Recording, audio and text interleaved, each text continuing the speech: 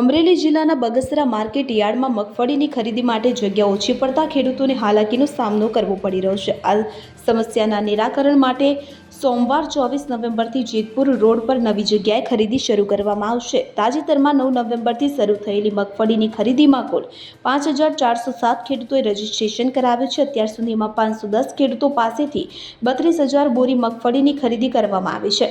Yard દ્વારા દરરોજ 100 message મોકલવામાં આવતા હોવાથી મોટી સંખ્યામાં ખેડૂતો પોતાનો માલ લઈને યાર્ડ પહોંચી રહ્યા છે, જેના કારણે યાર્ડની અંદર જગ્યાનો અભાવ સર્જાયો છે અને બહાર રોડ પર મગફળી ભરેલા વાહનોની લાંબી કતારો જોવા મળી રહી છે।